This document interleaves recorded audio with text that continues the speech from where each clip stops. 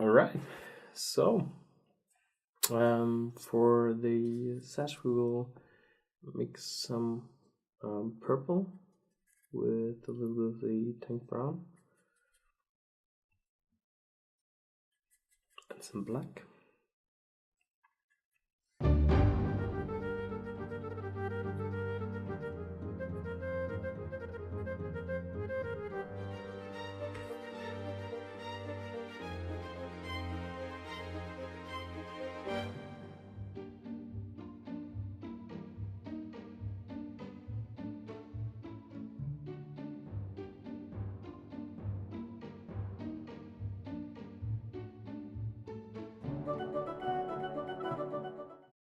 Right, this is the color was quite diluted. We'll apply a second layer.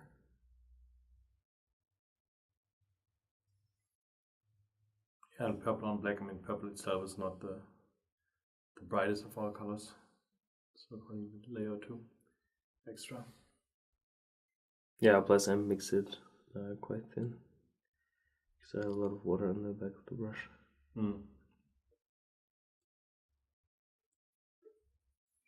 But I think that's also a general advice. If you don't want to ruin something that you've painted, or if you're working with highlights or shadows or whatnot, rather be too thin than too thick. Because if you're too thin, that only means you have to maybe touch an area twice. If you're too thick, then you kind of have to work backwards because you've kind of ruined it. So when you're starting to really work on dilution and these kind of things, rather be a little too thin than too thick.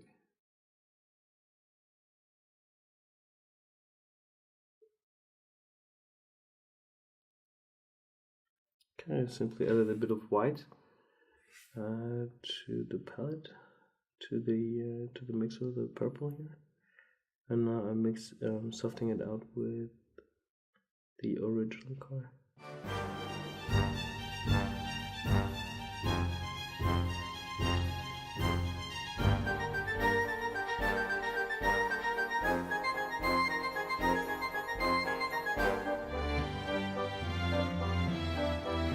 Before I continue with the purple, I will, you can see it, he has another belt running around there.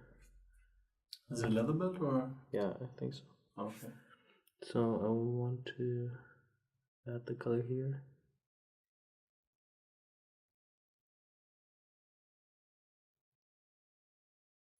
You basically do the same thing as you did on the top belt, right? Yeah. But I think it's it's important to see the color there. To see the color there, also to get a good feeling for the contrast.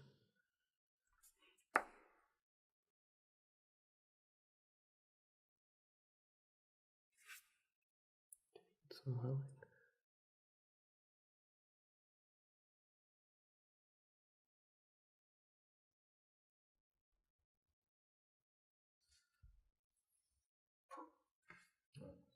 Okay. Very nice and effective little transition there. On the little in the recess, I have to get rid of that.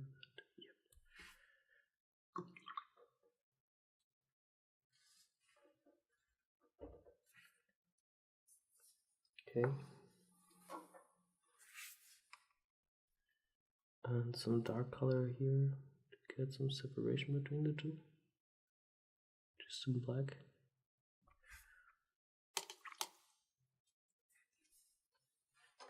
And I'll continue with the highlights on the purple. Here on the knot.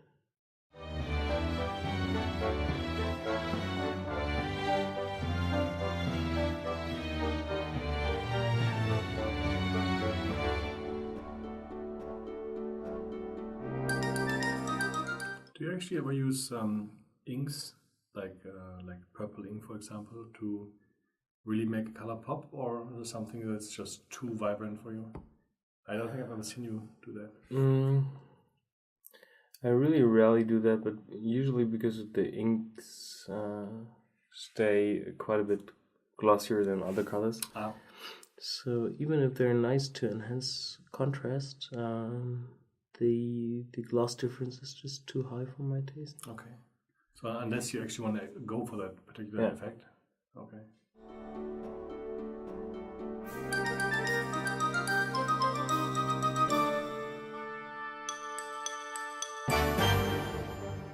I can see a lot of contrast actually going on there right now. Yeah, especially between the gold and the purple, it's really nice. It's kind of silky. And the shape of the sash is a little challenging. Yeah, especially the end here. It's kind of hard to really make out where to put the lights. On the concept art, here's like an embroidered, like I don't know what you call it, like the end piece of a scarf sometimes, or the little dangly bits, but it's really not visible in the scalp. So yeah, I'm just going to highlight it as it would be a kind of rough edge or torn edge of the sash.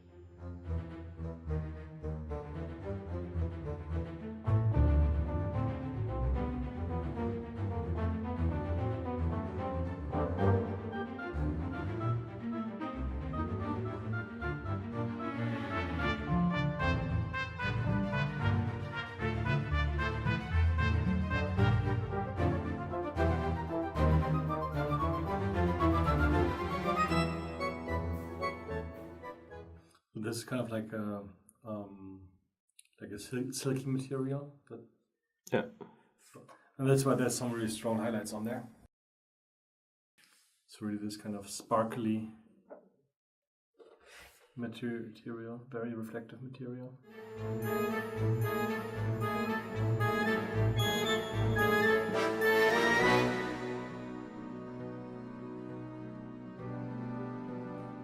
Now the pants actually are also going to be pretty bright, right? Or will you change the color scheme there? No, not like really super bright, but more like in a gray tone. Mm-hmm. So also not with that much contrast. So we don't want it to be close to any of the shiny or non-metal parts. So there will be more like a warm gray tone, maybe with a little bit of dirt going on there.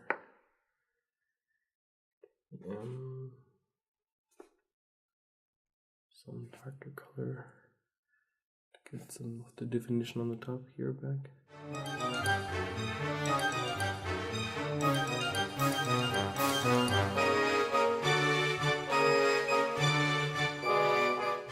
And once again, I mean, this is kind of the stuff that if you haven't done this a couple of times, any kind of reference material is usually very, very helpful. Just to kind of study a little bit how the shine is on these kind of silk scarves and stuff. Sometimes they also change the color a little bit in the light and so on. They can do some really fancy stuff with it.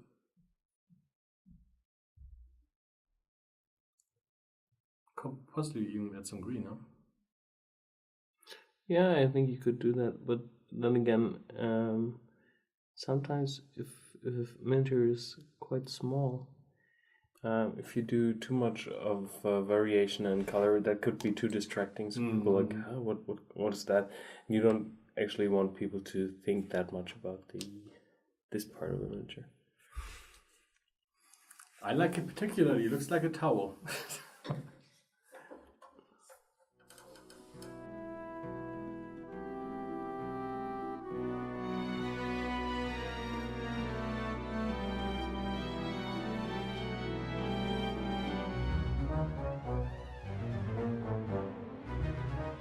Are you going to do a glaze at the end over the whole thing to bring stuff a little more together, or what's the plan there?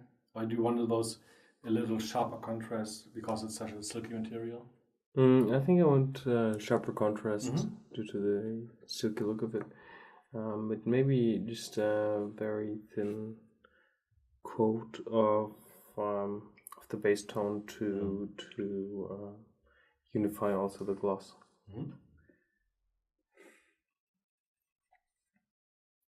Maybe we'll just use some black and some of that purple. A lot of purples dry a little bit more satin. Also the tank brown. does, so I hope by leaving just some of that tank brown out, I will get a flatter color.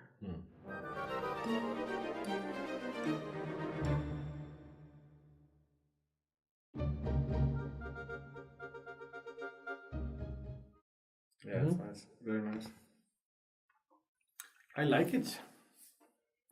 Me too. That's pretty good.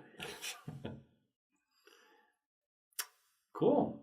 All right. There's another thing that you can see here that is that we could paint actually also right now, because it's just a minor detail that won't repeat on other parts of the miniature, is that little part of his jacket showing. Yeah. Yeah, we'll paint that blue, and we'll start with the turquoise and some black. But this time a lot more turquoise. And it's good because it's just the very same colors that we've used before, but in a different mix. And you will see it looks a lot more blue than the non-metal parts.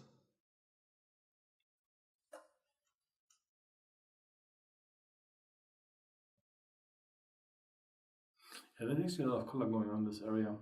It's I like this blue part in the whatever fabric is under the armor. Yeah, like a uniform jacket or something. Yeah.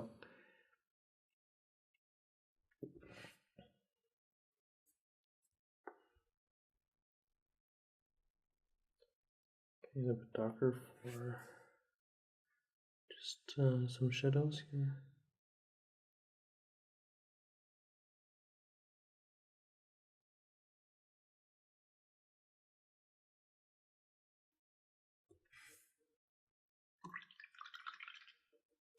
Okay, and one thing that is really hard to see, there's even a little like an border with an ornament. Yeah. And I will just paint that black and add a white highlight.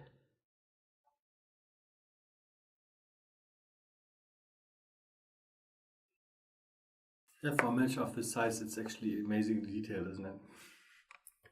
Yeah, I think because it's digitally sculpted, sometimes the scale is not really like we have it in a traditional sculpt. Yeah. For example, this here is just quite a flat detail, but very tiny, and it's challenging to paint, especially those details that are not that exposed.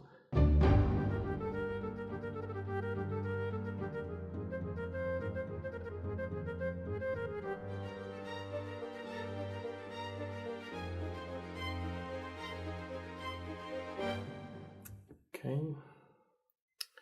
It would be very tricky to highlight it because of the scale. So, and if I would paint it for myself, I would pull it a lot closer to my face.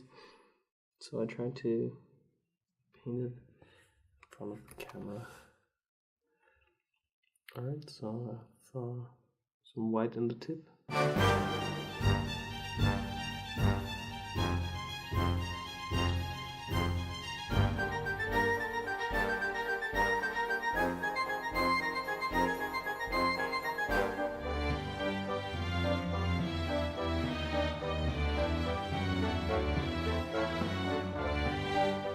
Yeah, because these elements are so extremely small, just a very simple highlight on one side almost does the trick.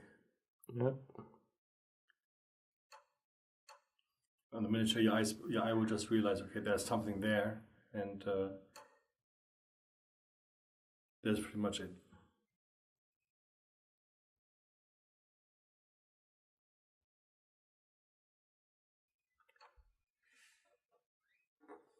Yep. Yeah, I think that should be okay. We don't want to overdo it. It's so small.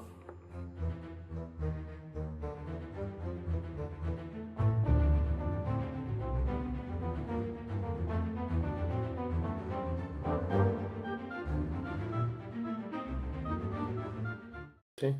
On the artwork, that part is actually golden, isn't it? No, actually, the this part is white. White. Yes. It's white on blue. Ah, okay. It's like a cloth border. Yeah.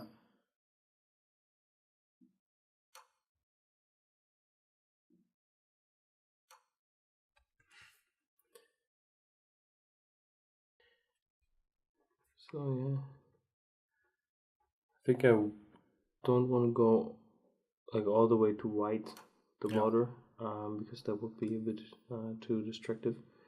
Plus, we already have this really strong highlight in the middle with the gold. Yeah. And I think that's more than enough there. Yeah, maybe we can bring it up a bit. The choice of colors was to have them somewhat like a musketeer in blue and white.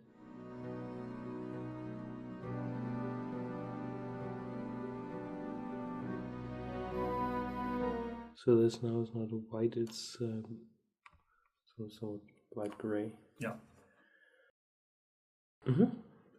And I think that is as far as I would go with that. Very nice. Okay. So the next part would be what, the pants, or would you stay on the top part first? No, I think the next part should be at some point we need to put some color on the inner part of the cloak. Because otherwise this now is like a typical example for paint the deep things first, so we need to paint this here first. Okay. What color have you chosen for the cloak? Good question. I think I want something like dark blue, but with some dirt on the lower side of the cape. So it has to be a little bit different from the metal on the back, right? So it's probably going to be much darker. Or more blue. More saturated. Yeah. Interesting. Yeah. That sounds like a very good idea. All right. We'll do that in the next part.